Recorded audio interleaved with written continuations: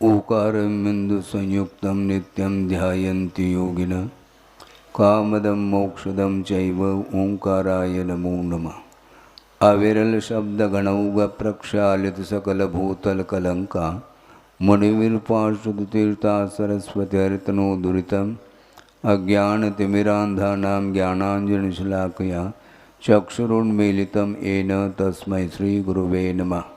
परम गुरुभ्यो नमः। परम्पराचार्य गुरुभ्यो नमः। सकलकलुषविध्वंसकं श्रेयसां परिवर्धकं धर्मसंबंधकं भव्यजीवमनप्रतिबोधकारकमिदं शास्त्रं श्री तत्त्वार्थसूत्रनामधेयम्। अस्य मूलग्रन्थकर्तार श्री सर्वज्ञदेवाः तदुत्तरग्रन्थकर्तार श्री गणधरदेवाः प्रतिगणधरदेवाः तेषां वचोनुसारमासाद्य श्रीमद् आचार्य प्रवर श्री उमा स्वामी देवैर्विरचितं मंगलम भगवान वीरो मंगलम गौतमो गणे मंगलम कुंदकुंदाद्यो जैन धर्मोस्तु मंगलम सर्वमंगलमांगल्यम सर्वकल्याणकारकं प्रधानम सर्वधर्माणां जैनम जयतु शासनम। कोटिशतं द्वादशैव कोटो लक्षाणि शेतेस्त्रिधिकानि चैव पंचाशदष्टौ च सहस्रसंख्यमेतत्श्रुतं पंचपदं नमामि। अरहंत भाषयत्तं गणहरदेवे गन्ति यं सम्मं प्रणमामि भक्तजुत्तो सुदुनान महो वहिं शिरसा ये चामि मंते सुदमत्ते कावसुकोदसालोचे अंगुवंगपयने पावड़य परियम सुत्तपड़मान योग पूगय चूलिया चैव सुत्तय थुदम कायम सैनिजकल मंचे में पूजे वी वंदामि नमुंसामि दुःखकौ कमकौ भोविलाओ सुवै गमनम समाय मरणम जनगुण संपत्ति होदमध्यम। अथ पौर्वाणिक स्वाध्याय वेलायाम श्रीमद् आचार्य भक्ति का उत्सर्गम करोमि।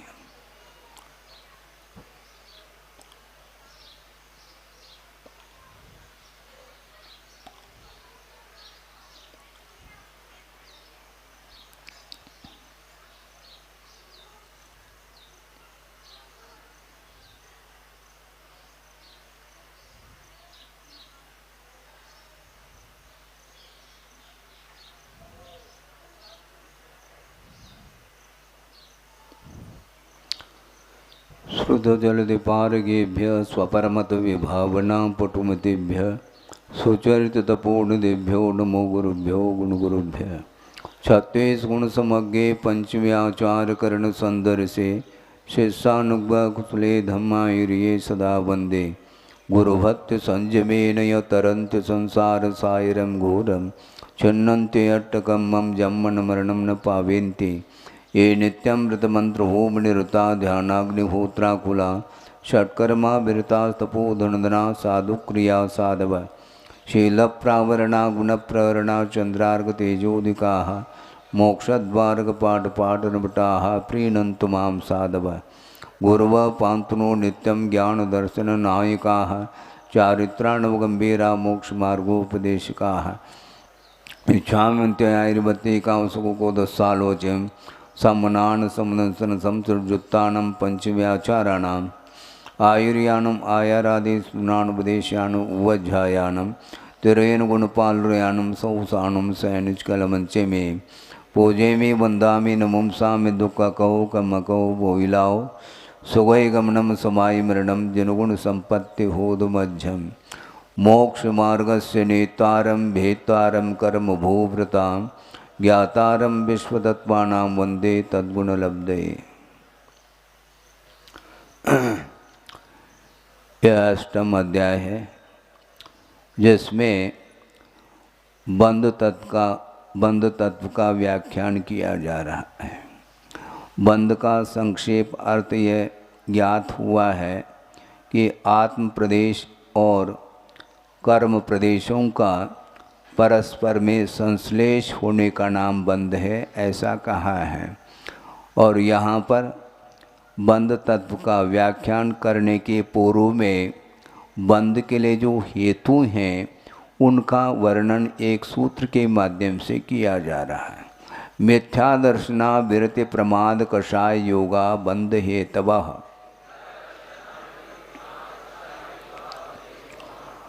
मिथ्या दर्शन, अविरति, प्रमाद, कषाय और योग, ये पांचों बंध के लिए हेतुभूत हैं, किंतु विशेष रूप से ध्यान देने की आवश्यकता इस सूत्र में ये है, ये बंध के लिए हेतुभूत होते हुए भी गुरुदेव ने इसके व्याख्यान के समय पर यह प्रकाश डाला था, वो आपके सामने रख रहा हूँ। ये पांचों ये बंध के लिए हेतुभूत होते हुए भी ये उपस्थिति की अपेक्षा से यहाँ पर वर्णन किया जा रहा है। अर्थात मिथ्यात्व के उदय में कर्मों का आश्रय होता है, किंतु मिथ्यात्व के उदय में कर्मों का आश्रय होते हुए भी यह अनिवार्य नहीं है कि मिथ्यात्व की उपस्थिति में जो 16 प्रकृतियों का आश्रय यदि होता है तो मिथ्यात्व के उदय की अपेक्षता है, किंतु यह अनिवार्य नहीं है कि मिथ्यात्व के उदय में उन 16 प्रकृतियों का आश्रय हो ही, क्योंकि उन 16 प्रकृतियों में नरक आयु भी शामिल है, एक इंद्रिय, द्विंद्रिय, तीन्द्रिय, चौरेंद्रिय जाति भी शामिल है। तो ऐसे स्थिति में यह विषय स्पष्ट हो जाता है कि मिथ्यात्व की उपस्थिति की अनिवार्यता है इन 16 प्रकृतियों के आश्रय के लिए, किंतु मिथ्यात्व का उदय होने के उपरांत भी नरक आयु का बंध हो यह अनिवार्य नहीं है। होगा नरक आयु का बंध तो मिथ्यात्व के उदय में होगा, अनुदय में नहीं होगा, किंतु उदय होने मात्र से यदि मान लो नरक आयु का बंध होने लग जाए तो एक इंद्रिय के पास मिथ्यात्व का उदय हमेशा बना रहता है, वह भी नरक आयु का बंध करने लग जाएगा, जो कि आगम से बाधा आती है। इस प्रकार गुरुदेव ने इस सूत्र का अर्थ बताते हुए बहुत अच्छे ढंग से प्रकाश डाला है। ज़्यादा डालने के लिए हमारे पास समय नहीं है, संक्षेप में ये आपके सामने जानकारी दी है। तो मिथ्यात्व कर्म के उदय से भी मिथ्यात्व का आश्रय होता, अन्य प्रकृतियों का भी हो सकता है।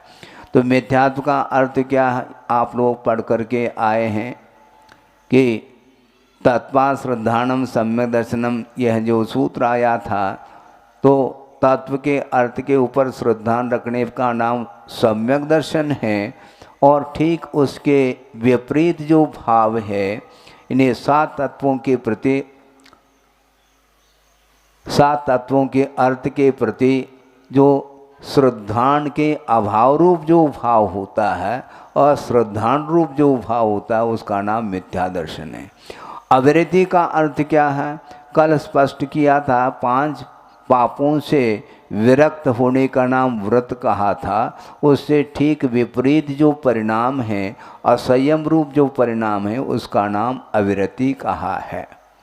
प्रमाद का अर्थ कुशल जो कार्य है, धार्मिक कार्य, उसमें अनादर का भाव होना यह प्रमाद माना जाता है, यह भी कर्म बंध के लिए हेतु है।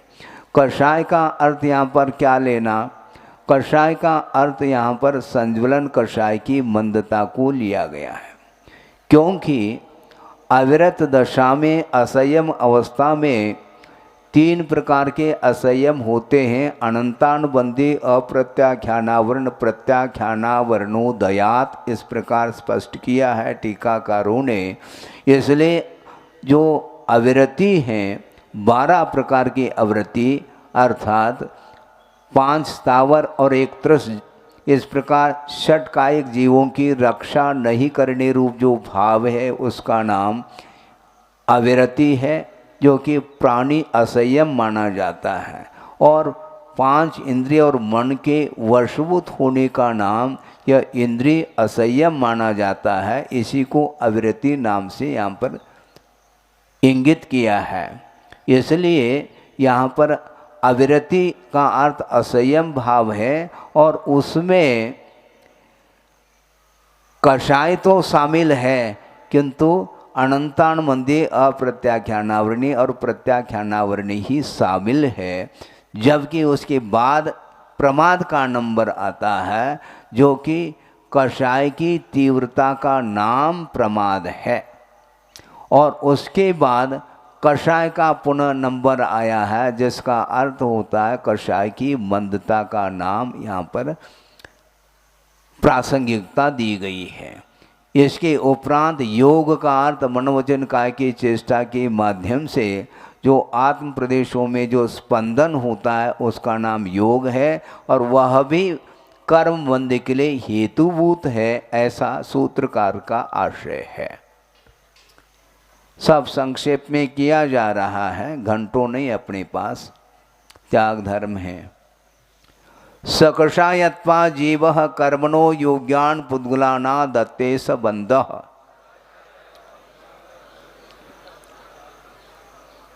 सबंध अर्थात यही बंध है। बंध का स्वरूप बारीकी से आप सोच लीजिए इस सूत्र में। सकषायत्वात्, यहाँ पर कर्मण जो शब्द आया है सूत्र में, उससे दो अर्थ लिया है टीकाकार ने, पूज्यपाद स्वामी ने। एक तो ये अर्थ लिया है कर्मणः सकषायत्वात्, अर्थात कर्म के उदय से संसारी प्राणी कषायवान होता है और उसके कारण जीव कर्म के योग्य पुद्गलों को ग्रहण करता है, जिसका नाम बंध है। कर्मणा योग्यान पुद्गलान आदत्ते, कर्म के रूप में परिणमन करने की योग्यता को लिए हुए जो कार्मण वर्गनाएँ हैं, उस रूप में पुद्गलों को वह ग्रहण करता है, जिसका नाम बंध है। किंतु वह बंध होता क्यों, कौन करता है? जीव ही करता है। किंतु सकषायत्वात्, कषायवान होने के कारण। और कषायवान कब होता है? कर्म के अनुदय में नहीं होता, कर्म के उदय में ही कषायवान जीव होता है। इसलिए कर्मणः यह पंचमी विभक्ति है। कर्म के उदय के कारण कषायवान हो जाता है जीव, इसलिए वह कर्म के योग्य पुद्गलों को ग्रहण करता है, जिसका नाम बंध है, ऐसा संक्षिप्त अर्थ है। अब कर्म के भेदों का वर्णन कर रहे हैं। प्रकृति स्थित्यनुभव प्रदेशास्तद्विदयः,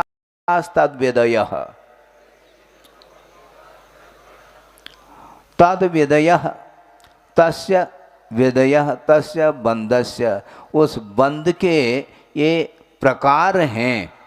कितने प्रकार हैं? प्रकृति बंध, स्थिति बंध, अनुभव बंध और प्रदेश बंध। अनुभव बंध अथवा अनुभाग बंध भी मिलता है पाठ में, तो यहाँ पर अनुभव का अर्थ अनुभाग ही ले लेना चाहिए। प्रकृति बंध का अर्थ है, प्रकृति का अर्थ नेचर हुआ करता है। कर्म का नेचर क्या है? जो कर्म का स्वभाव है उसका नाम प्रकृति है। उदाहरण दिया है निम्बस्य का प्रकृति, नीम की प्रकृति, उसका नेचर क्या है? त्यक्तता अर्थात कड़वाहट है उसमें। गुड़स्य का प्रकृति मधुरता, गुड़ की क्या प्रकृति है? मीठापन है। इसी प्रकार यहाँ पर ज्ञानावरण की क्या प्रकृति है? तो ज्ञान को आवरणित करना, ज्ञान होने नहीं देना, यह ज्ञानावरणी कर्म का नेचर है, उसकी वह प्रकृति मानी जाती है। दर्शनावरण की क्या प्रकृति, उसका क्या स्वभाव है कि पदार्थ का अवलोकन होने नहीं देना, यह दर्शनावरणी का कार्य है। और वेदनी का कार्य क्या है? साता असाता रूप जो वेदनी कर्म है उसका कार्य क्या है, उसका नेचर क्या है? सुख दुख का संवेदन कराना, यह वेदनी कर्म का कार्य है, ऐसा इसका अर्थ है। दर्शन मुनि का कार्य क्या है? तत्वार्थ अश्रद्धानम, तत्वार्थ के प्रति श्रद्धा का भाव नहीं होने रूप जो प्रकृति है वह दर्शन मुनि की प्रकृति है। चारित्र मुनि की प्रकृति क्या है? असंयम भाव पैदा करना, यह चारित्र मुनि का उदय है। कोई व्रत लेने के लिए आगे नहीं बढ़ रहा है तो ये मानना पड़ेगा कि चारित्र मुनि का तीव्र उदय चल रहा है, जिसके फलस्वरूप उसके अंदर संयम धारण करने के परिणाम नहीं हो रहे। आयु कर्म का कार्य क्या है? पर्याय में रोके रखना, भवरता संसार में अवस्थित रखना, यह आयु कर्म का कार्य है। नाम कर्म का कार्य यह है कि भिन्न भिन्न नामकरण कर देना, यह मनुष्य गति है, तिर्यंच गति है, आदि आदि। ये नाम कर्म के उदय से ही पर्यायें भिन्न भिन्न नाम को लेकर के मिलती हैं। गोत्र कर्म का कार्य है कि वह ये नीच है, ये उच्च है, इस प्रकार का प्रतिपादन करने वाला जो कर्म होता है वह गोत्र कर्म है। इसका संक्षेप में यह अर्थ भी है कि जिस कर्म के उदय से निंदनीय कुल में पैदा हो जाता है उसका नाम नीच गोत्र है, और जिस कर्म के उदय से लोक पूजनीय कुल में उत्पन्न हो जाता है उसका नाम उच्च गोत्र है। और अंतराय का अर्थ क्या है? दानादि जो शुभ कार्य हैं उसमें विघ्न उपस्थित करना, यह अंतराय कर्म का नेचर अर्थात प्रकृति है। इस प्रकार प्रकृति बंध के अपेक्षा से ये वर्णन हुआ। अब स्थिति बंध का अर्थ ये है जो आगत कर्म हैं उनके उदय में आने के पूर्व तक जो अवधि है, अर्थात उनका आत्मा के साथ संबंध रहने रूप जो अवधि है उसका नाम स्थिति है। और उदय में जब आ जाए तो उसकी स्थिति पूर्ण हो जाती, इसका तात्पर्य है। अनुभव का अर्थ जो उदय में आए हुए जो कर्म हैं उनमें फलदान देने की शक्ति जो होती है उस शक्ति का नाम ही रस विशेष का नाम अनुभाग है। और उदाहरण ये दिया है जैसे जल है, बकरी का दूध है, गाय का दूध है और भैंस का दूध है। इनमें तरतमता है चिकनाट को लेकर के। जल में चिकनाट नहीं है ऐसा नहीं। गुरुदेव ने ये कहा था आपने पुंज चढ़ाया है और उसको समेटना है, तो समेटने के उपरांत भी 2-4 चावल शेष हैं और उनको यदि आप उठाना चाहते हैं तो गीला हाथ है आपका, आप यूँ हाथ रख लो तो वह चावल चपक करके आ जाएंगे। इसका अर्थ उसमें स्निग्धता है। भले ही वह जल सूख जाए आर्द्रता, तो निश्चित रूप से वो चावल बिखर जाएंगे, किंतु उसमें भी जल में भी स्निग्धता है। उससे बढ़कर के स्निग्धता किस में है? सुनो, उससे बढ़कर के और स्निग्धता किस में है? गाय के दूध में है, बकरी के दूध में है। उससे भी स्निग्धता गाय के दूध, उससे भी स्निग्धता भैंस के, और उससे भी स्निग्धता चाहो तो ऊंटनी के दूध में है, ऐसा कहा है। इस प्रकार स्निग्धता की मात्रा पोटेंसी जिस प्रकार बढ़ती गई है उसी प्रकार कर्मों में फलदान देने की जो शक्ति रस विशेष है उसका नाम अनुभाग है, ऐसा कहा। और जो कर्म हैं उनके परिगणना क्वांटिटी के अपेक्षा से वर्णन करने वाला जो विषय है उसका नाम प्रदेश बंद बोलते हैं। हाँ, कोई पूछ रहे हैं क्या? संक्षेप से अभी नहीं चर्चा करना, बाद में भी बैठ जाते हैं छत पर तत्व चर्चा करने के लिए। वह उस समय तो आप कविता सुनाते हैं, उस समय शंका का समाधान करने के लिए समय रखो तो और ज़्यादा है। चलिए,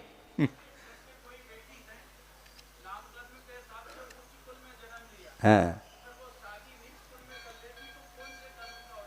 हाँ, वो वासना है उसके साथ और कुछ नहीं है।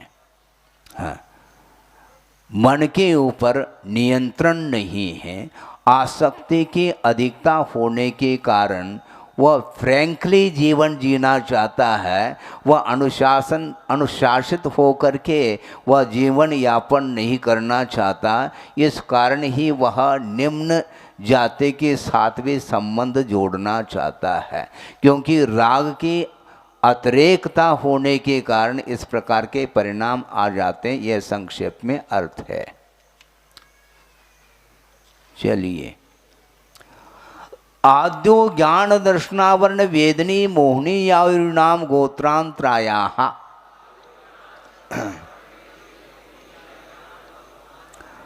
इस सूत्र में आद्यो शब्द आया है।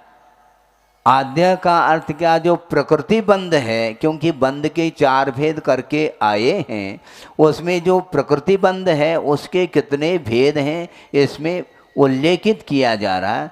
ज्ञानावरण, दर्शनावरण, ये 2 हो गए। वेदनी, मोहनी, आयु, नाम, गोत्र और अंतराय, ये मूल रूप से प्रकृति बंध के ये 8 भेद हैं, इसको ध्यान में रखना है।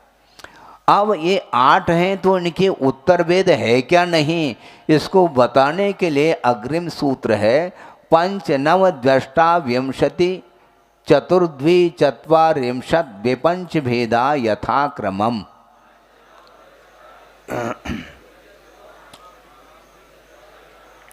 यथाक्रम का अर्थ पूर्व में जो नामोल्लेख करके आए हैं उस क्रम के अनुरूप, यानी ज्ञानावर्ण के 5 भेद हैं, 9 दर्शनावर्ण के 9 भेद हैं, वेदनी के 2 भेद हैं और 28 मोहनी कर्म के भेद हैं, आयु कर्म के 4 भेद हैं, गोत्र कर्म के 2 भेद हैं और गोत्र कहता हूँ नाम कर्म के 2 अर्थात 42 भेद हैं।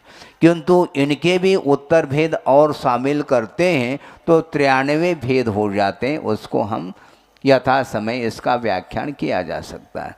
2 अर्थात 2 भेद गोत्र के हैं और पंच 5 भेद अंतराय के हैं। इस प्रकार ये उत्तर भेदों की अपेक्षा से 148 भेद हो जाते हैं।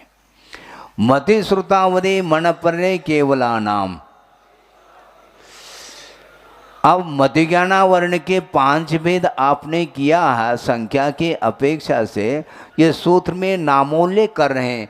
मति, श्रुत, अवधि, मनपर्य और केवल ज्ञान, ये 5 ज्ञान हैं, इनको आवर्णित करने के अपेक्षा से ज्ञानावर्ण के 5 भेद हो जाते हैं। चक्षुर अचक्षुर अवधि केवला नाम, निद्रा निद्रा निद्रा, प्रचला प्रचला प्रचला, स्त्यान गृद्धयश्च।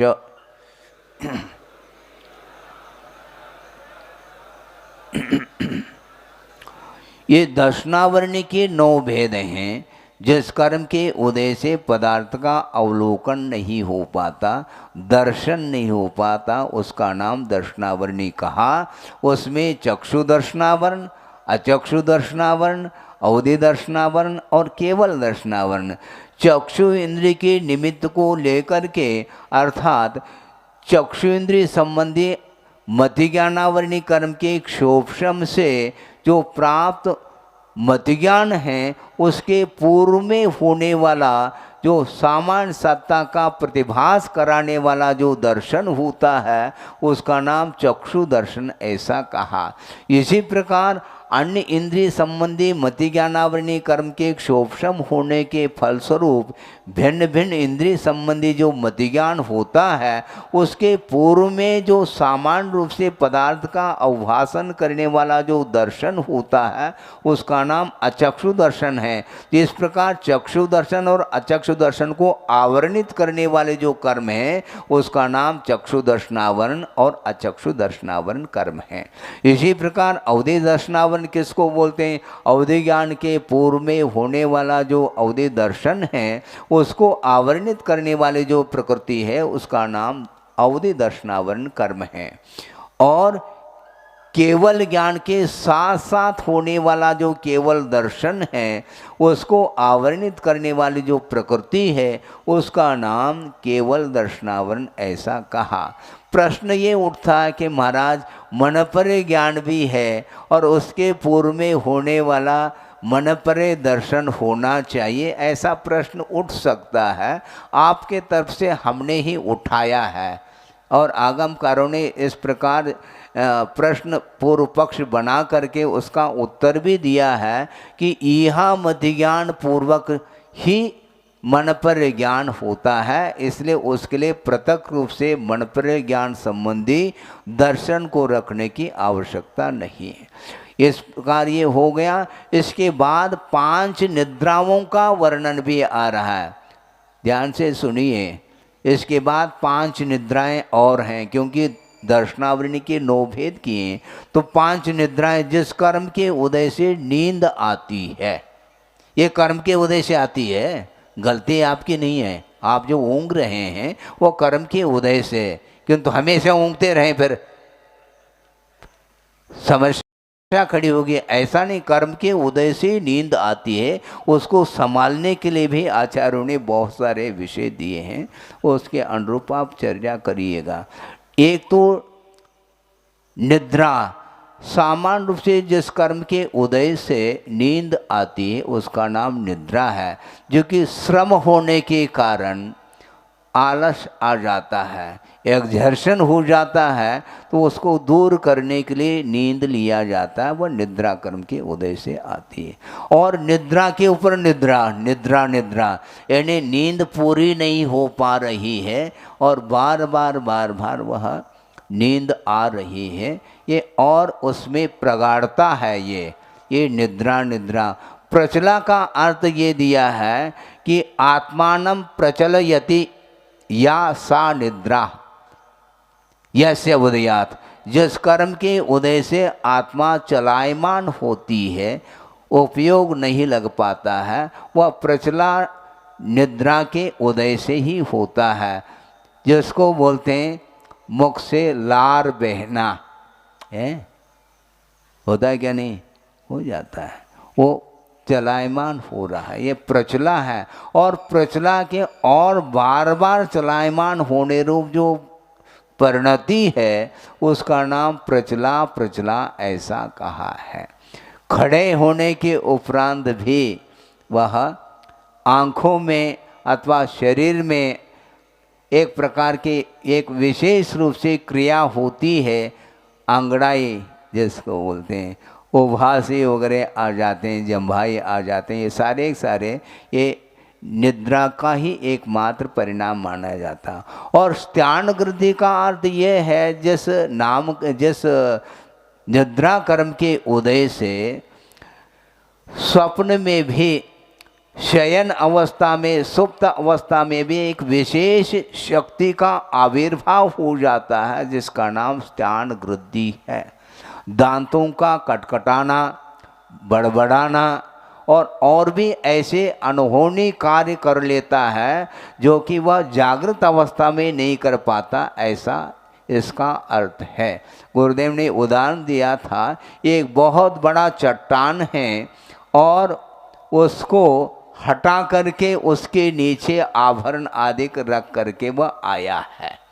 शादी हो गई थी और विशेष रूप से आभरण आप लोगों के लिए नहीं, इनको मिलता है आभरण, महिला वर्ग के लिए, और उनको स्त्यान वृद्धि का उदय आया और सारे आभरण जो है ना, उस नींद में जा कर के एक चट्टान को हटा करके उसके नीचे उसको रख करके वह पुनः उस चट्टान को वहाँ पर रख करके आई, जबकि वह चट्टान हाथी को भी हिलता नहीं है, हिला नहीं पाता वो हाथी, किंतु वह शक्ति कैसे आ गई, इसी का नाम स्त्यान वृद्धि कहा है। सद्वेद्ये। अब वेदनी कर्म के दो भेद, एक साता वेदनी और असाता वेदनी। जिस कर्म के उदय से शारीरिक और मानसिक सुख की उपलब्धि होती है देवादि गतियों में, उसका नाम साता वेदनी है। और जिस कर्म के उदय से अनेक प्रकार का दुख उठाना पड़ता है नरकादि गतियों में, उसका नाम असाता वेदनी, जो पाप प्रकृति मानी जाती है। इस प्रकार वेदनी के दो भेदों का वर्णन हुआ। अब मोहिनी कर्म का नंबर आया है, जिसके भेद 28 होते हैं, अष्टाविंशति। दर्शन चारित्र मोहनिया कषाय कषाय वेदनी आख्या त्रिद्वि नव षोडश भेदा सम्यक् मिथ्यात्व तदुभयानि कषाय कषायौ हास्य रत्यरत शोक भय जुगुप्सा स्त्री पुण्य पुंसक वेदा अनंतान बंद्य प्रत्याख्यान संज्वलन विकल्पाश्चय कषः क्रोध मान माया लोभाः।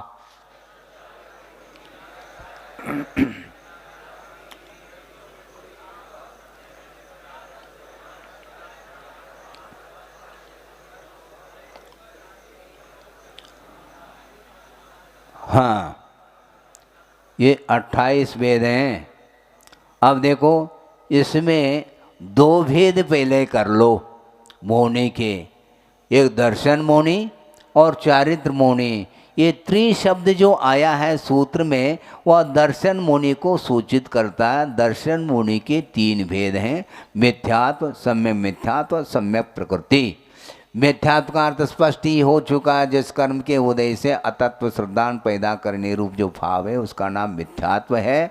और सम्यक मिथ्यात्व का अर्थ है, सम्यक प्रकृति का अर्थ ये है जिस कर्म के उदय से मिथ्यात्व का जो अनुभाग था वह सारा का सारा समाप्त हो गया, यानी उस कर्म में, उस प्रकृति में सम्यक दर्शन को पूर्णतः घात करने की क्षमता जिसके अंदर नहीं है, एक देश वह सम्यक दर्शन में मद पैदा करने वाला जो कर्म है उसका नाम सम्यक प्रकृति है, और उसका जो वेदन करता है वह वेदक सम्यक दृष्टि माना जाता है। और सम्यक मिथ्यात्व का अर्थ ये है जिस कर्म के उदय से न सम्यक रूप परिणाम है न मिथ्यात्व रूप परिणाम है, किंतु मिश्र परिणाम है। इसके लिए उदाहरण बहुत अच्छा दिया है, दधी गुड़वत।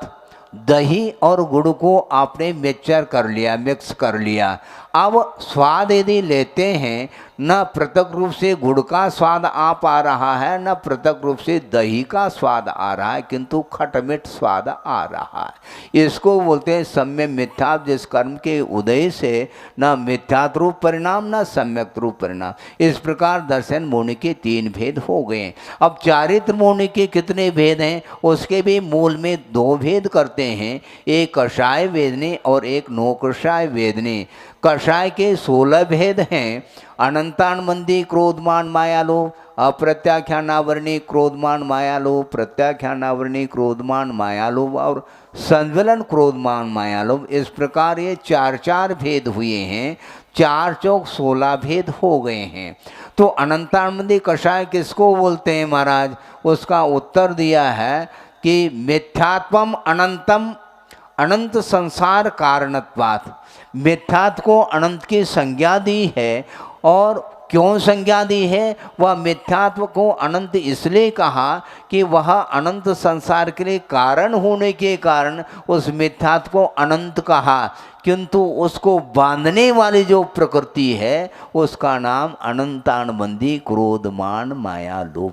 अर्थ ये हुआ मिथ्यात्व प्रकृति बंध योग्य तो है, किंतु अपने आप बंधती नहीं, उसको बांधने वाली जो प्रकृति है वह अनंतानबंदी क्रोधमान माया लोभ, इसको बोलते हैं। अप्रत्याख्यानावरणी क्रोधमान माया लोभ किसको बोलते हैं? जिस कर्म के उदय से अनुव्रत को अंगीकार करने का भाव नहीं होता, किंचित मात्र भी देश संयम को अंगीकार करने का भाव जिस कर्म के उदय से न हो उसका नाम अप्रत्याख्यानावरणी क्रोधमान मायालोभ है। और प्रत्याख्यानावरणी का अर्थ यह है सकल संयम का अर्थ प्रत्याख्यान और देश संयम का अर्थ अप्रत्याख्यान। तो वहाँ पर देश संयम को आवरणित करने वाली जो प्रकृति थी उसका नाम अप्रत्याख्यानावरणी क्रोधमान मायालोभ कहा, और सकल संयम को आवरणित करने वाली जो प्रकृति है उसका नाम प्रत्याख्यानावरणी क्रोधमान मायालोभ है। और संज्वलन किसको बोलते हैं?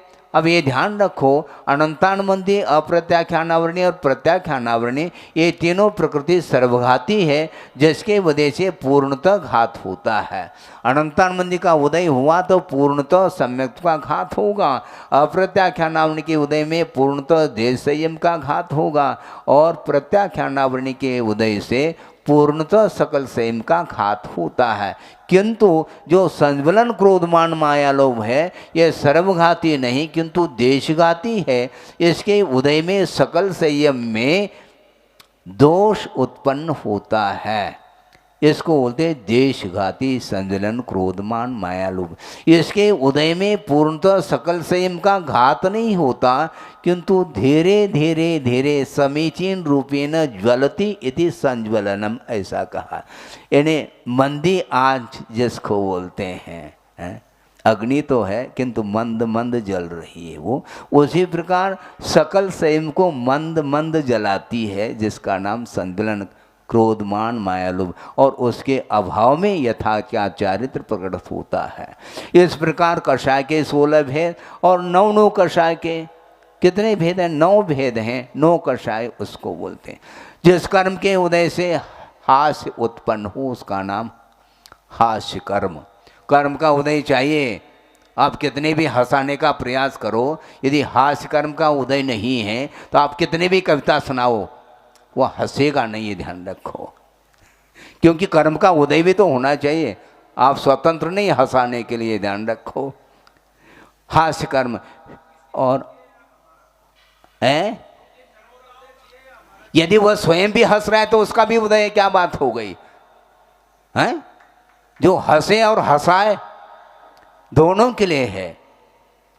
और हास्य के उपरांत रति, जिस कर्म के उदय से क्षेत्राधिक में रमने की इच्छा होती है उसका नाम रति है। यह प्रशस्त वातावरण नहीं, यहाँ से चलो। क्यों?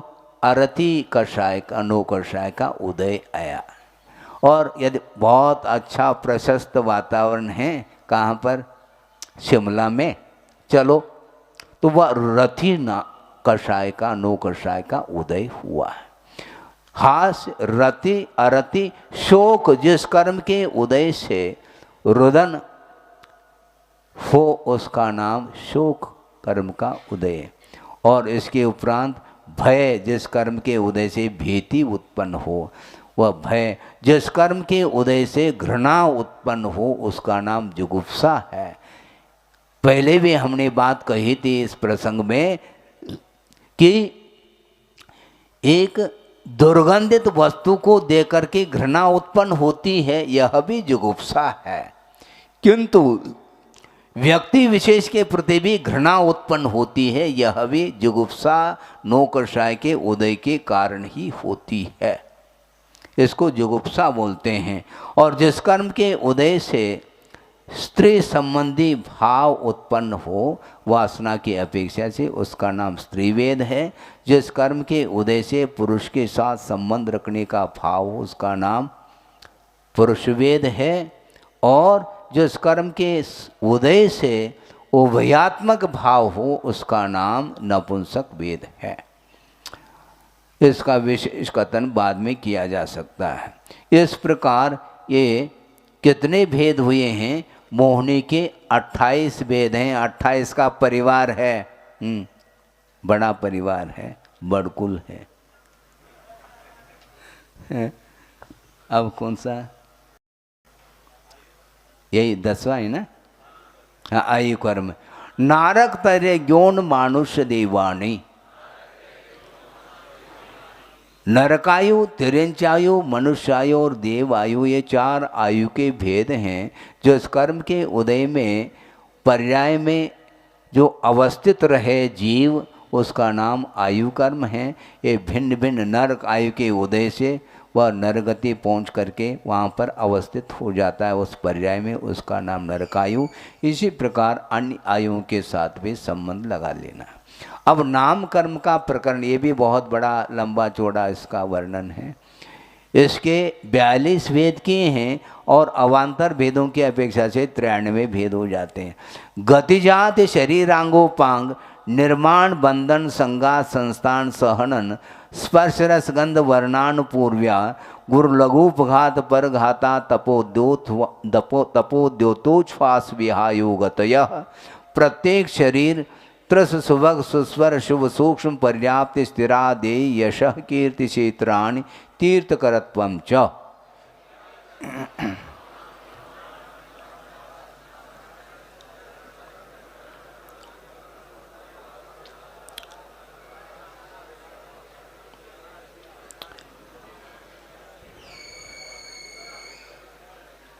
हाँ, ये नाम कर्म के भेद हैं।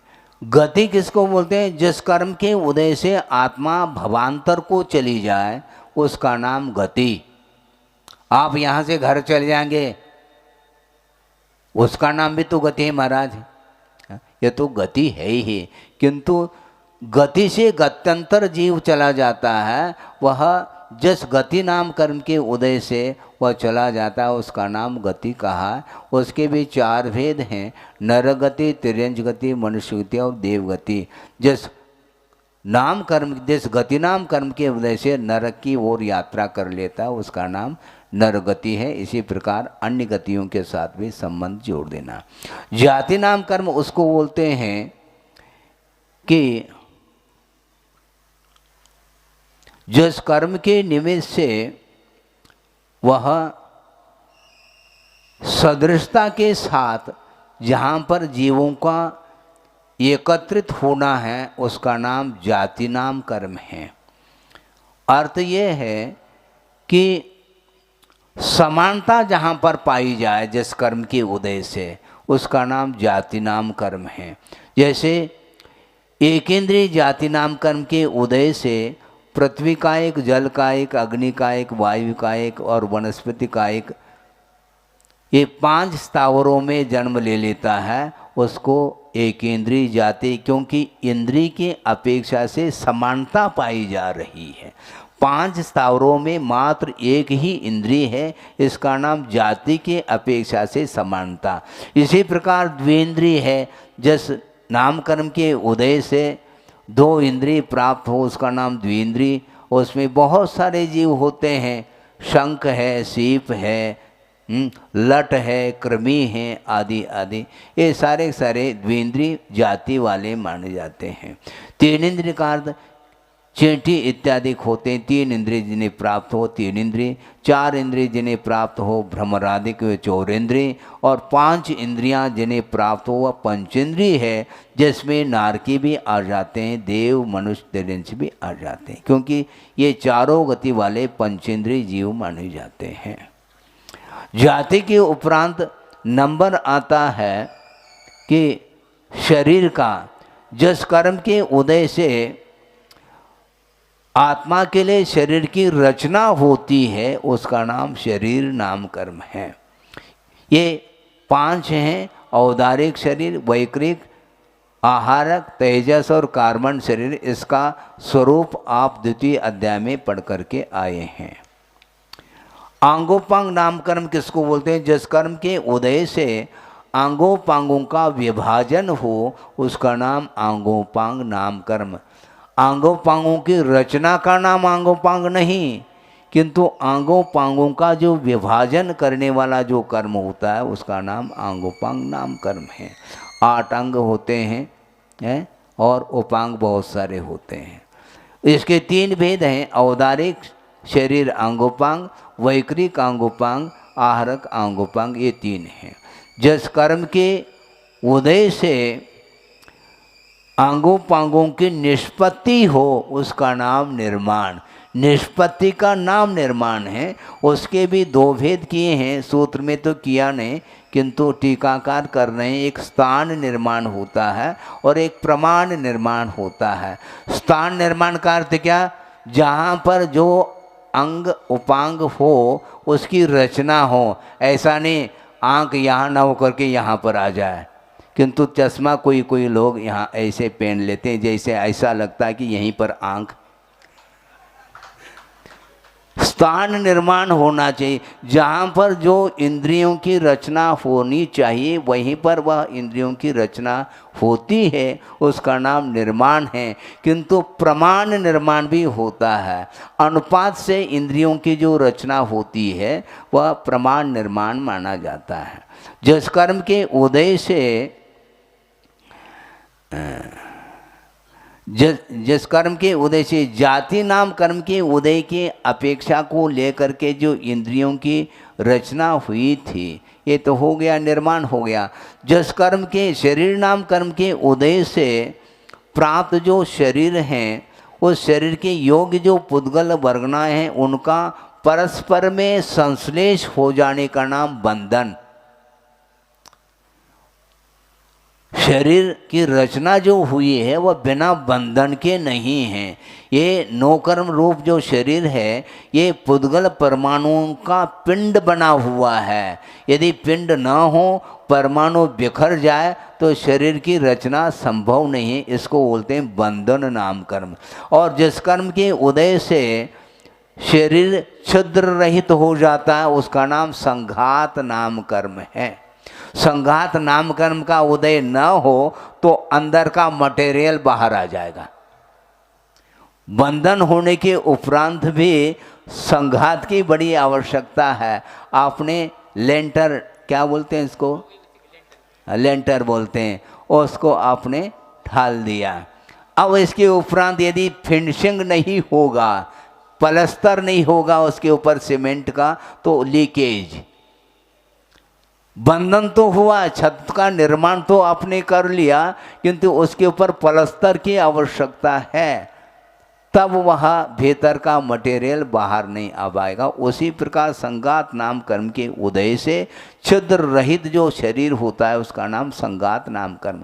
जिस कर्म के उदय से शरीर में जो आकृति होती है 6 प्रकार के संस्थान, उसको संस्थान नाम कर्म बोलते हैं। उसके 6 भेद हैं, सम, चतुर, संस्थान, न्यग्रोध, परिमंडल, स्वाति, कुब्जक, वामन और हुंडक की अपेक्षा से इसका स्वरूप आप अन्य ग्रंथों से प्राप्त कर सकते हैं। जिस कर्म के उदय से अस्थि बंधन विशेष, हड्डियों के बंधन विशेष का नाम सहनन है। उसके भी 6 वेद हैं, वज्र से नाराज सहनन, वज्र नाराज, नाराज, अर्धनाराज, केलक और असम प्राप्ता श्रपाटिका सहनन के अपेक्षा से ये 6 वेद हुए हैं।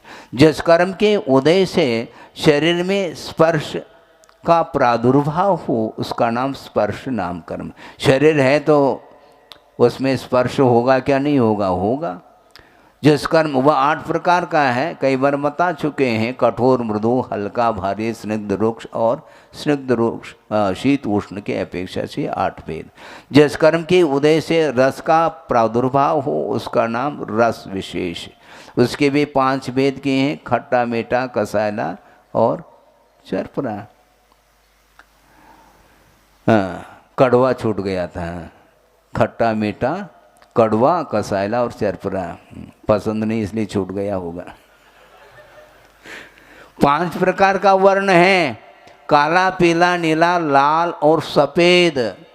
ये काला क्यों शरीर हुआ? किसी, सबके गौर वर्ण वाले सभी लोग थोड़ी होते हैं।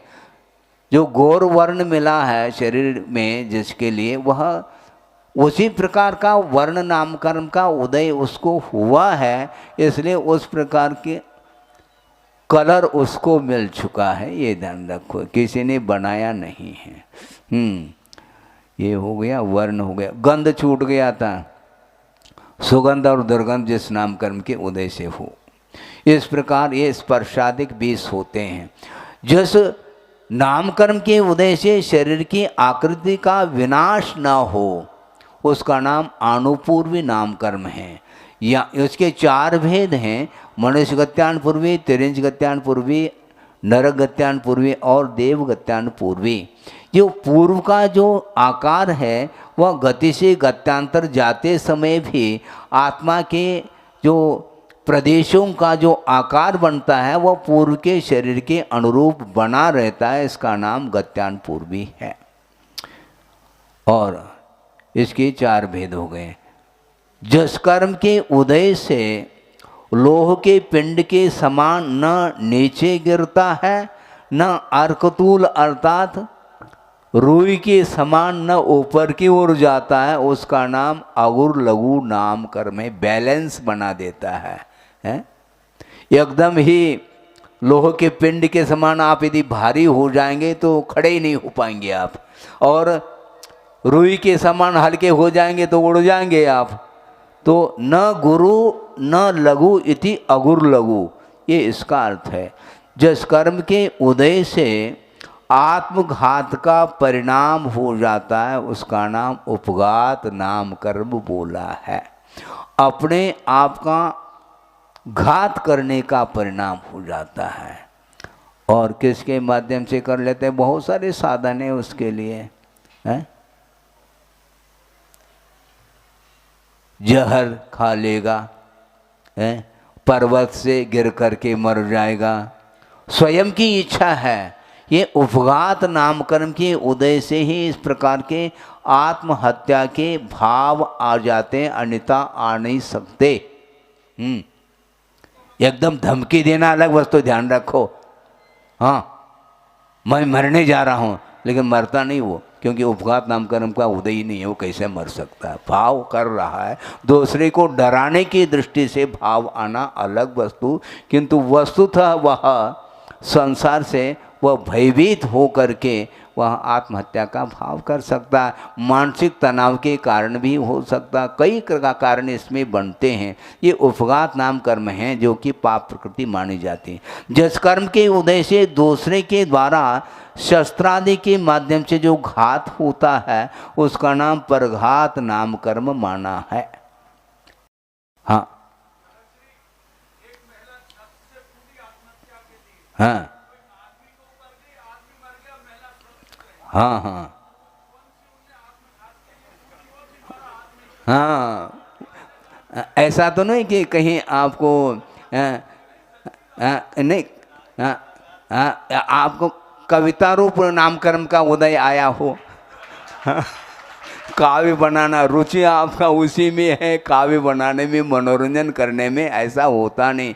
वस्तुतः भाव तो रहते हैं, किंतु उसके लिए यथोचित यदि मान लो निमित्त नहीं मिल पाते हैं तो उसका घात नहीं भी होता है।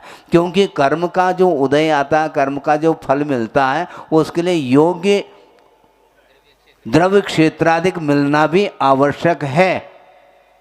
और अग्नि में प्रवेश करके मरना चाह रहा है, अग्नि है ही नहीं, अब वो क्या करेगा फिर है? हाँ हाँ, उसका कौन सा कर्म का परघात नाम कर्म का उदय है और क्या? अथवा असाता वेदनी नाम कर्म का उदय तीव्र, असाता वेदनी का तीव्र उदय चल रहा है और ठोकर लग गया और मर गया, एक्सीडेंट से मर गया, उसमें कौन मारने वाला है मुझे बताओ? है ये याद आना चाहिए आपको, नहीं आया है। जिस कर्म के उदय से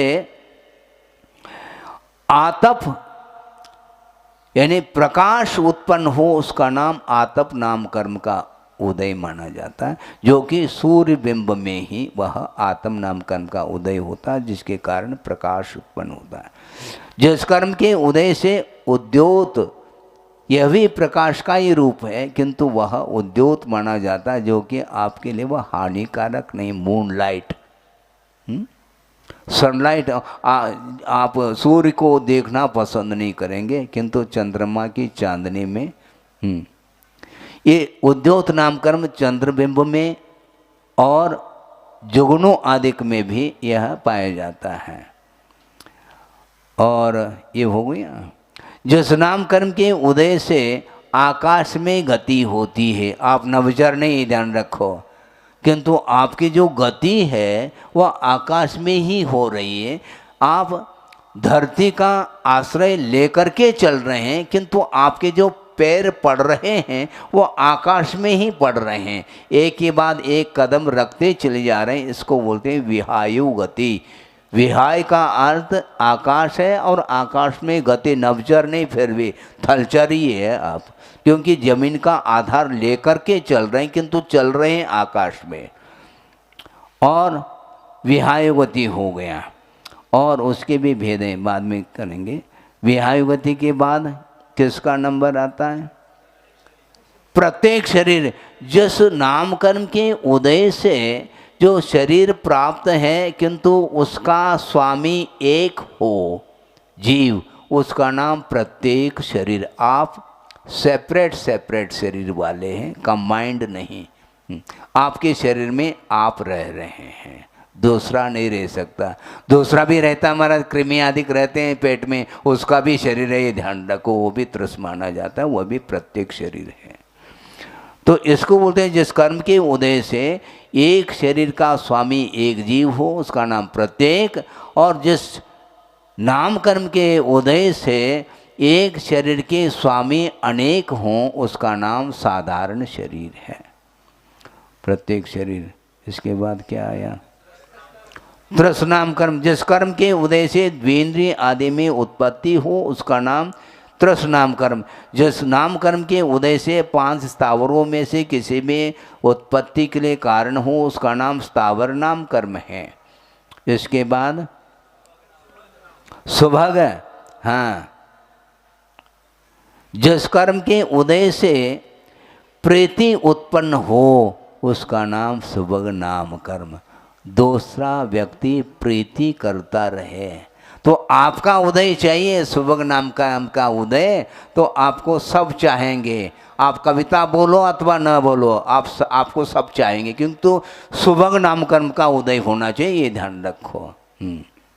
दुर्भग नाम कर्म किसको बोलते हैं? जिस नाम कर्म के उदय से सुंदर शरीर मिलने के उपरांत भी वह प्रीति के लिए कारण नहीं बन रहा है, उसका नाम दुर्भग नाम कर्म, ये इसका अर्थ है। सुस्वर, जिस नाम कर्म के उदय से स्वर अच्छा हो, कोकिल कंठा जिसको बोलते हैं, वह सुस्वर नाम कर्म के उदय से। और जिस कर्म के उदय से पंचम आलाप, गधे के आलाप को पंचम आलाप बोलते हैं, उसके आवाज़ को कोई सुनना नहीं चाहता।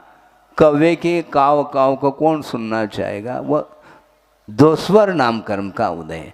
जिस कर्म के उदय से, जिस नाम कर्म के उदय से शरीर सुंदर मिले, उसका नाम शुभ नाम कर्म। और इसके ठीक विपरीत नाम कर्म के उदय से कुरूप शरीर मिल जाता है, उसका नाम अशुभ नाम कर्म है।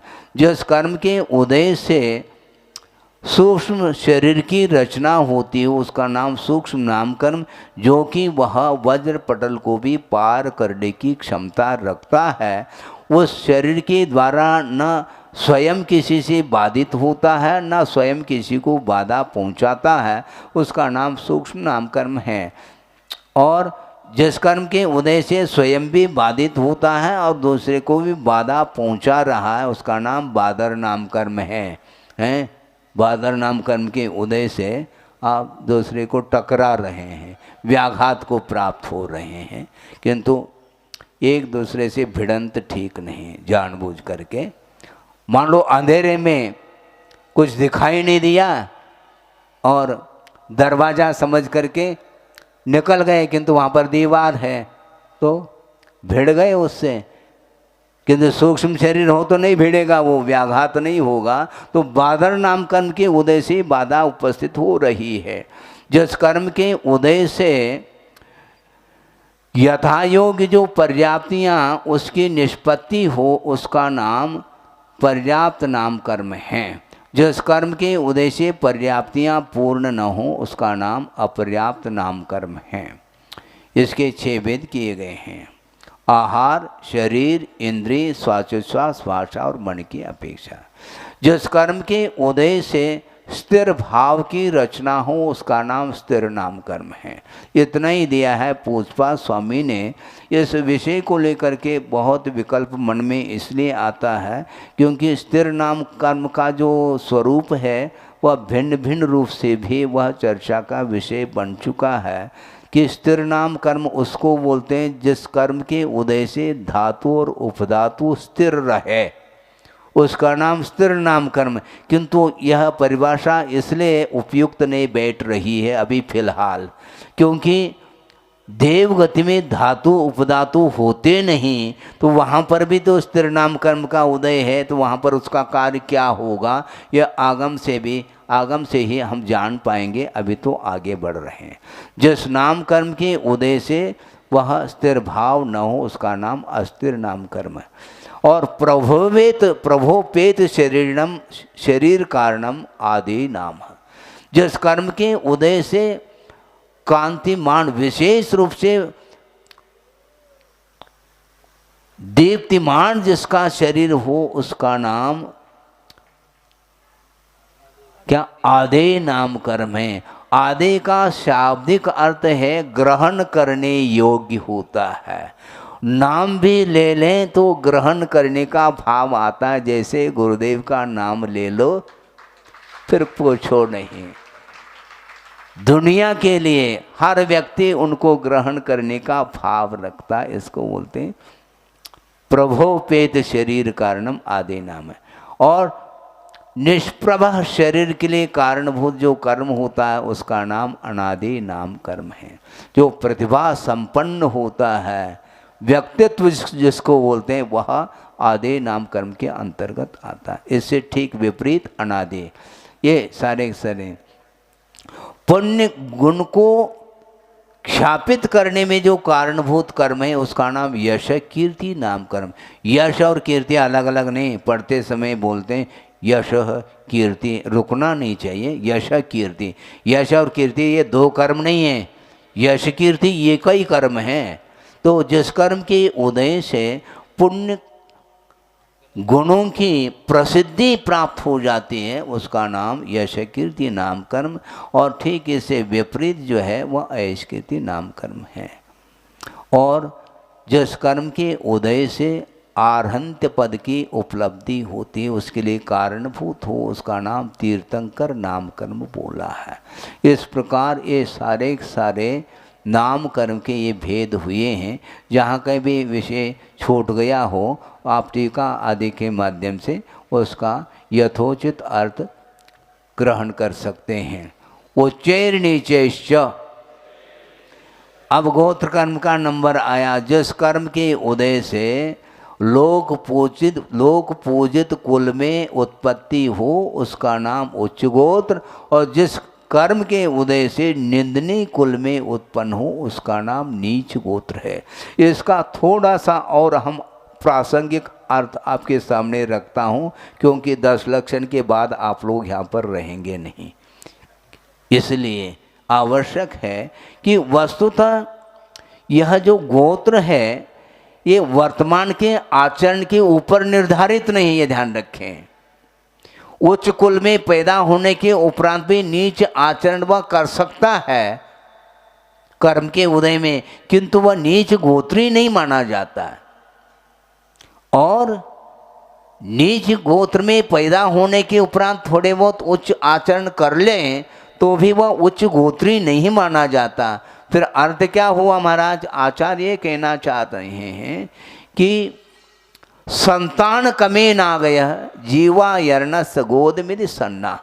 संतान क्रम से अर्थात परंपरा से आया हुआ जो जीव का आचरण है वह यदि उच्च हो तो उच्च गोत्र माना जाएगा, और परंपरा से आया हुआ आचरण यदि नीच है तो वह नीच गोत्र माना जाता है। यह संक्षेप में इसका अर्थ है। दान लाभ भोग वीर्या नाम, ये अंतराय कर्म के 5 वेद हैं। दान लाभ भोग उपभोग और वीर्य हैं। इसमें विघ्न उपस्थित करने वाला वह अंतराय कर्म माना जाता है जो भिन्न भिन्न प्रकृति को लेकर के है। इस प्रकार यह प्रकृति बंध का पूरा वर्णन हो गया। अब स्थिति बंध का विषय प्रारंभ हो गया। उसमें भी जगन स्थिति और उत्कृष्ट स्थिति को लेकर के वर्णन आ रहा है। आदितस्तिसृणाम मंत्रायस्य च त्रिंशत् सागरोपम कोटि कोट्य परा स्थिति है।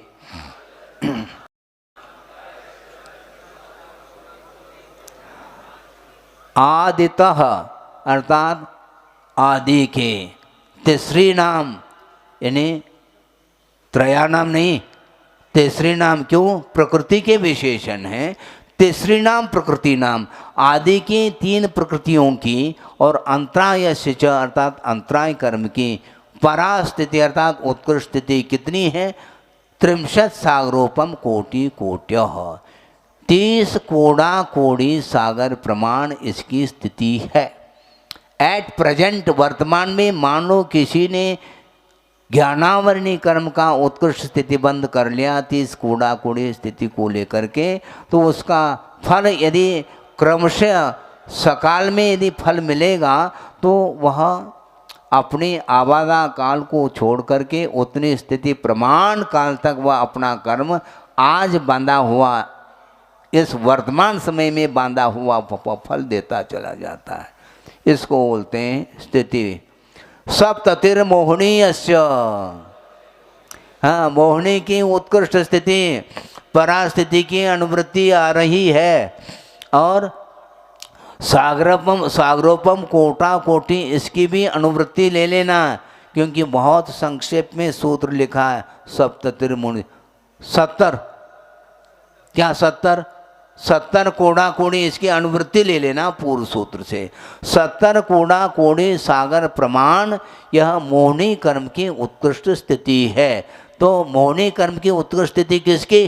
संज्वलन की नहीं, फिर किसकी? मिथ्यात्व की, मिथ्यात्व कर्म की उत्कृष्ट स्थिति 70 कोड़ा कोड़ी है, क्योंकि मैक्सिमम जो स्थिति होगी वह 28 जो मोहिनी कर्म के भेद हैं उनमें मात्र मिथ्यात्व कर्म की ही स्थिति 70 कोड़ा कोड़ी प्रमाण है, इसका अर्थ है। नहीं तो किसी में भी लगा दो, अनंतान मंदिर की 40 कोड़ा कोड़ी कर्म कांड पढ़ लो तो क्लियर हो जाएगा। यहाँ पर तो तत्वार सूत्र है ना, इसलिए दिक्कत हो रही है। विंशतिर नाम गोत्रियो हो, नाम और गोत्र कर्म की उत्कृष्ट स्थिति 20 कोड़ा कोड़ी सागर, त्रयस्त्रिंशत् सागरोपमान्यायुष, आयु कर्म की उत्कृष्ट स्थिति, अब कोटा कोटि की अनुवृत्ति नहीं, इसलिए पुनः सागरोपम शब्द का प्रयोग किया है। त्रयस्त्रिंशत् सागरोपमानी, 33 सागर प्रमाण आयु कर्म की उत्कृष्ट स्थिति है, और वह उत्कृष्ट स्थिति नरक गति और देव गति की अपेक्षा से उत्कृष्ट स्थिति 33 सागर प्रमाण है, और मनुष्य और 13 गति की अपेक्षा से उसकी उत्कृष्ट स्थिति अलग है। किंतु मैक्सिमम आयु कर्म की जो उत्कृष्ट स्थिति है वह 33 सागर प्रमाण, ऐसा कहा क्योंकि मूल कर्म की उत्कृष्ट स्थिति बताई जा रही है। इसलिए अपरा 12 मुहूर्ता वेदनीयस्य, अब वेदनीय कर्म की उत्कृष्ट स्थिति की अनुवृत्ति आ रही है, किंतु परा की नहीं, अपरा स्थिति वेदनीय ऐसे वेदनीय कर्म की कितनी 12 मुहूर्ता, 12 मुहूर्त प्रमाण उसकी स्थिति है। तो कौन सी वेदनीय ऐसे कॉमन कहा महाराज, तो अपरा कह रहे हैं, उत्कृष्ट कह देते हैं तो अपना असाता वेदनी को ले लेते हैं, किंतु यहाँ पर वेदनी सामान्य रूप से कहा है तो उसकी जघन्य स्थिति जो होगी वह 12 मुहूर्त प्रमाण है। एक मुहूर्त 48 मिनट का होता है, तो आज किसी ने वेदनी कर्म का बंद किया अभी वर्तमान में, तो 12 मुहूर्त प्रमाण उसका उदय हो सकता है। नाम गोत्रयो रष्टौ, नाम और गोत्र कर्म की अपरा स्थिति जघन्य स्थिति कितनी, अष्टौ क्या मुहूर्ता, 8 मुहूर्त प्रमाण, मुहूर्त की अनुवृत्ति ले लेना। नाम और गोत्र कर्म की जघन्य स्थिति 8 मुहूर्त प्रमाण है। शेषानाम अंतर मुहूर्ता, शेष कर्मों की अंतर मुहूर्त प्रमाण स्थिति है। शेष कौन बचे, वेदनी, नाम और गोत्र, इनको छोड़ दो, और शेष जो कर्म है उनकी जो जघन्य स्थिति है वह अंतर्मूर्त प्रमाण है। ज्ञानावरणी, दर्शनावरणी और अंतराय कर्म की जघन्य स्थिति 10वें गुणस्थान में जाकर के होती है, और मोहनी कर्म की जो जघन्य स्थिति अंतर्मूर्त प्रमाण है वह 9वें गुणस्थान में होती है, और आयु कर्म की जो जघन्य स्थिति है वह संख्यात वर्ष वाले जो 43 मनुष्य हैं वहाँ पर जघन्य स्थिति पाई जाती है।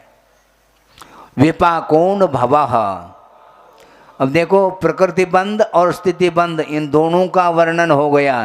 क्या सुन रहे हैं, प्रकृति बंध और स्थिति बंध का वर्णन हो गया। आप अनुभाग बंध का वर्णन, विपाक है वह अपने अपने प्रकृति के अनुरूप ही अनुभाग पड़ता है उसमें, ऐसा नहीं ज्ञानावरणी का अनुभाग दर्शनावरणी में पढ़ने लग जाए, दर्शनावरणी का वेदनी में, ऐसा नहीं। स यथानाम विपाकः, अपने नाम के अनुरूप ही वह अनुभाग उसमें चला जाता है।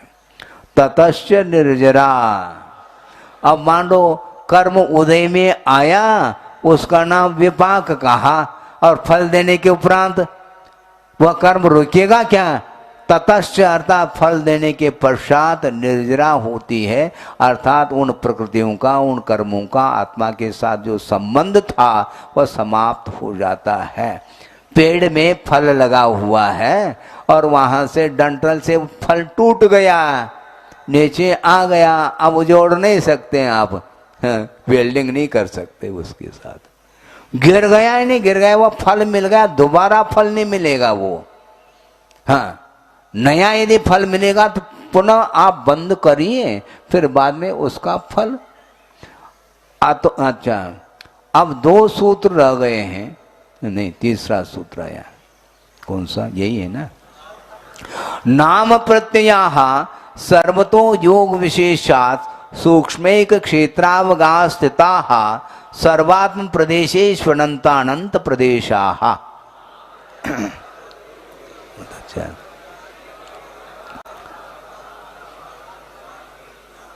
हाँ, ये प्रदेश बंध है, ये अंतिम है। ये प्रकृति बंध हो गया, स्थिति बंध हो गया, अनुभाग बंध हो गया, प्रदेश बंध। प्रदेश बंध का अर्थ परिगणना, जो आगत जो कर्म प्रदेश हैं उनकी क्वांटिटी का नाम यहाँ पर प्रदेश बंध है। और कर्म सिद्धांतकार ये कहना चाह रहे हैं, एक समय में कर्मों की क्वांटिटी कितनी आती है, तो आचार्य कहते हैं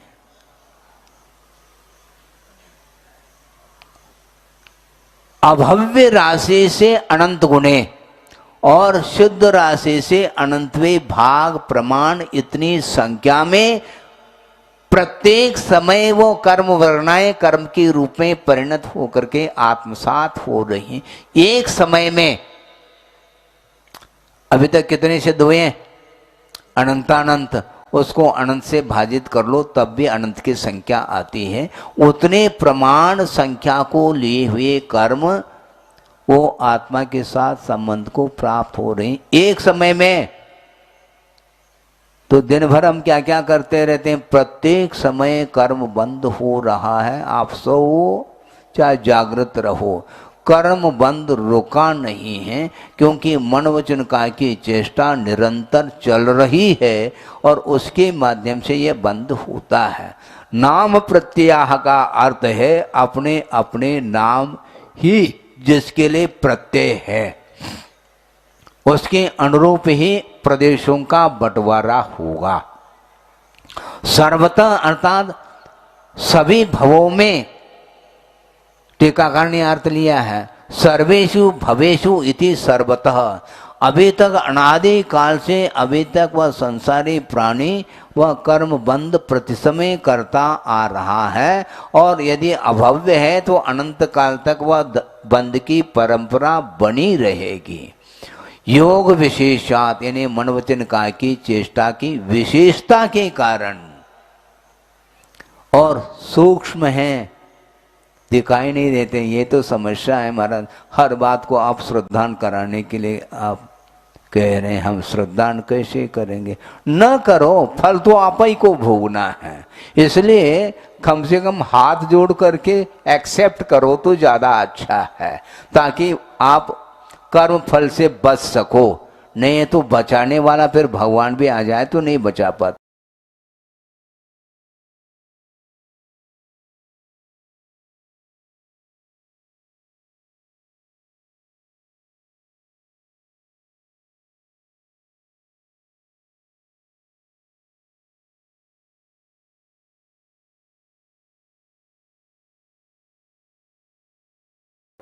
के प्रदेश एक ही क्षेत्र में हैं, अन्यत्र से आए हैं ऐसा नहीं।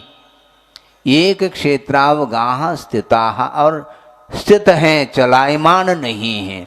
यानी आत्मा के जो असंख्यात प्रदेश हैं उनके प्रत्येक आत्म प्रदेश पर अनंतानंत कर्म वर्णाएं अवस्थित हैं, जिसको आचार्यों ने विसृसोपचय की संज्ञा दी है।